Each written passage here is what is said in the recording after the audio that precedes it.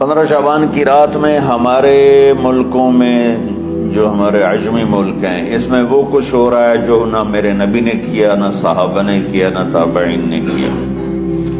عجیب و غریب عبادات گھڑ لی ہیں، عجیب و غریب اس کے اعمال بنا لیے ہیں اپنی طرف سے، اور مسجدیں بھری ہوتی ہیں اور روشنیاں لگی ہوتی ہیں اور آتش بازی ہو رہی ہوتی ہے۔ میرے نبی نے اس رات کی فضیلت بتائی، عمل کوئی نہیں بتایا۔ جیسے یہاں کوئی صلاۃ تسبیح کی جماعت کرا رہے ہوتے ہیں، کوئی اجتماعی تہجد پڑھ رہے ہوتے ہیں، کوئی دیگیں چڑھا رہے ہوتے ہیں، کوئی آتش بازی کر رہے ہوتے ہیں، تو وہ اس میں اتنا غلو ہو گیا ہے کہ یہ بھی ٹھیک نہیں۔ اور کچھ علماء نے اس کے رد میں اس کا اتنا انکار کیا ہے کہ اس رات کی کوئی فضیلت ہے ہی نہیں، یہ بھی ٹھیک نہیں۔ اس بیچ کا راستہ، اس رات کی فضیلت میں جتنی احادیث ہیں وہ ضعیف ہیں، لیکن اتنی کثرت سے ہیں کہ ان سب کا مل کر جمع ہو کر کم از کم وہ حسن لغیر ہی تک تو پہنچ جاتی ہیں۔ اور ابن عثیمین رحمۃ اللہ علیہ نے بھی یہ لکھا ہے کہ زیادہ سے زیادہ ان احادیث کے مجموعے سے، چونکہ اگرچہ ضعیف ہیں لیکن کافی زیادہ ہیں، تو وہ حسن لغیر ہی تک پہنچ جاتی ہے۔ تو حسن لغیر ہی سے کوئی عمل ثابت نہیں ہوتا، عمل ثابت ہوتا ہے صحیح حدیث کے سے۔ ایک احادیث کی کثرت سے روایات اور ایک امت کا عمل، کہ امت کا بہت بڑا طبقہ صدیوں سے اس رات کا اہتمام کر رہا ہے، لیکن کچھ عرصہ پہلے تک اہتمام تھا دن میں روزہ رکھنا، رات کو کوئی نوافل پڑھ لینا، کوئی دو چار زیادہ پڑھ لینا، لیکن اب یہ ڈھول تماشے جو اب شروع ہوا ہے اس کا تو کوئی وجود ہی کوئی نہیں ہے۔ تو اس رات کو اللہ تعالیٰ نے مبارک بنایا، اور حدیث پاک میں آتا ہے کہ اللہ تعالیٰ اس رات میں ساری دنیا کے لوگوں کی بخشش فرماتا ہے سوائے 5 آدمیوں کی۔ 5 کے سوا سب اہل ایمان کی بخشش ہو جاتی ہے۔ مشرک، المشرک، پہلا مشرک، دوسرا مشاحن، مشاحن کسے کہتے ہیں؟ دل میں بغض رکھنے والا، کینہ رکھنے والا۔ تیسرا مسبل ازارہ، اپنے پاجامے شلوار چادر کو ٹخنوں سے نیچے تک لے جانے والا، لیکن ایک شرط کے ساتھ کہ وہ تکبر کی وجہ سے ہو، سستی کی وجہ سے ہے، غفلت کی وجہ سے ہے۔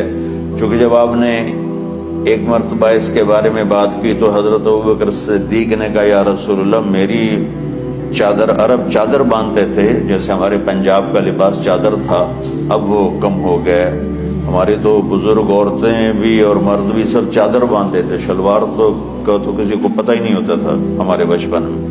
یہ تو پھر آہستہ آہستہ جب تعلیم آئی تو شلوار دیہاتوں میں بھی اور شہروں میں عام ہو گئی۔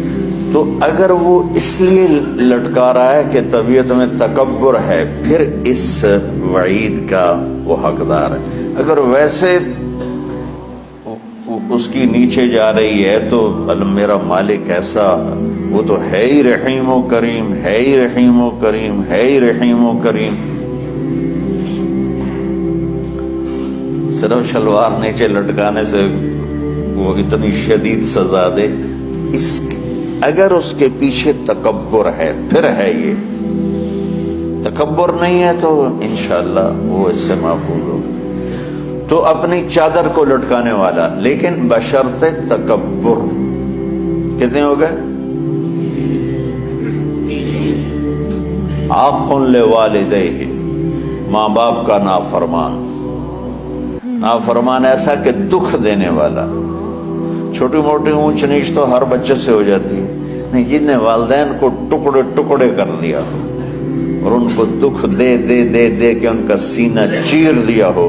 چونکہ آپ کہتے ہیں پرزے پرزے کرنا کسی چیز کو، تو اپنے دکھ دے کر اپنی بدتمیزی کے ساتھ اس نے ماں باپ کا دل زخمی کر دیا ہو، ایک یہ نہیں معاف ہوتا. 5واں مدمن خمر، مسلسل شراب پینے والا، مستقل جو شراب کا عادی ہو. ان 5 کو مؤخر کر دیا جاتا ہے. معافی نہیں ہونے کا مطلب یہ نہیں کہ اللہ تعالیٰ کبھی معاف نہیں کرے گا. معافی نہ ہونے کا مطلب یہ ہے کہ یہ 5 ایسے گناہ ہیں کہ اس کی وجہ سے بخشش رک جاتی ہے.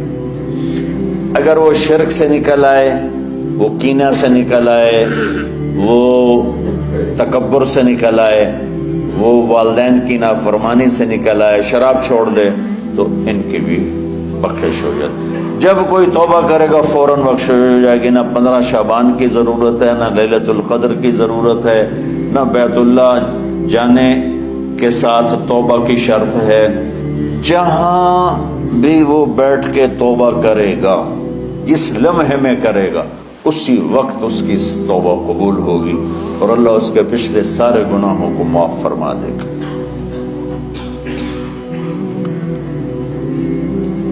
دن کا روزہ، رات کا قیام، زیادہ زیادہ قیام سے مراد نوافل ہیں. کوئی گھر میں پڑھ لے، کوئی مسجد میں پڑھ لے.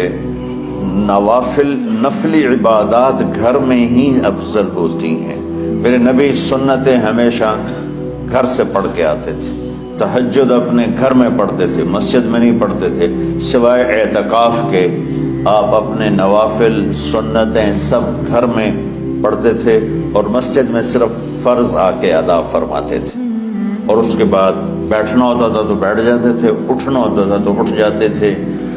تو اعتدال اللہ کو ہر چیز میں پسند ہے. دنیا جو مختصر ہے اس میں کیسے پسند نہیں ہوگا؟ آخرت جیسے معاملے میں بھی اللہ ہم سے کہہ رہا ہے اعتدال امتن وسطا. ایسے عیسائیوں کی طرح ترک دنیا بھی نہ کرو، یہودیوں کی طرح دنیا کے پیچھے نہ پڑ جاؤ. رزق کے حلال بھی کماؤ، اپنے بچوں کو بھی دیکھو، اپنے فرائض کو بھی دیکھو جو دنیاوی ہیں، اور اللہ سے بھی اپنا معاملہ ٹھیک کرو اور درست کرو. بعد کے زمانے میں صحابہ کے بعد سے ہی ایک انتہا پسندی امت میں آئی. ساری ساری رات جاگنا. فلاں بزرگ تھے، وہ رسے سے اپنے بالوں کو باندھ لیتے تھے کہ نماز پڑھتے پڑھتے جب نیند آئے اور جھٹکا لگے تو رسے سے بندھے ہوئے بالوں سے اس جھٹکے سے تکلیف ہو اور ان کی آنکھ کھل جائے اور پھر نفلوں میں شروع ہو. ایک فلاں بزرگ تھے، وہ اپنے آنکھوں میں نمک کا سرما لگاتے تھے تاکہ آنکھیں جل جائیں، اس میں وہ جلن پیدا ہو جائے اور نیند اڑ جائے. یہ ایسے واقعات بھرے پڑے ہیں. فلاں بزرگ تھے، انہوں نے 30 سال عشاء کے وضو سے فجر کی نماز ادا کی. یہ اپنی جگہ پہ بزرگی ہے، لیکن یہ بھائیو یہ دین ہم پیش نہیں کر سکتے. فلاں بزرگ تھے، وہ 30 سال سے ستو کھا رہے تھے کہ روٹی کھانے اور ستو کھانے میں 70 دفعہ سبحان اللہ کا فرق پڑ جاتا ہے. تو روٹی کھائیں تو 70 دفعہ سبحان اللہ کم کہہ سکتے ہیں، اور ستو کھائیں تو 70 دفعہ سبحان اللہ زیادہ کہہ سکتے ہیں. تو لہٰذا انہوں نے کہا مجھے تو 30 سال ہو گئے، میں تو ستو کھا رہا ہوں، میں تو روٹی نہیں کھا رہا. یہ دین نہیں ہے. یعنی یہ وہ دین نہیں جو ہم انسانیت کو پیش کر سکتے. یہ تو لوگوں کو دوڑانے والی بات، یہ راہبانیت کی شکل ہے. یہ وہ دین نہیں جو ہم لوگوں کو پیش کریں گے تو وہ کہیں گے واہ واہ واہ واہ کیا دین ہے بھائی، قبول کرو. یہ ایک قسم کا غلو آیا. میں ایک حدیث سناتا ہوں، بخاری شریف میں بھی ہے، مجھے اب ہر شے بھول گئی، لیکن وہ ہے نہی الغلو، اس طرح کر کے آپ لوگ زیادہ جانتے ہوں گے جو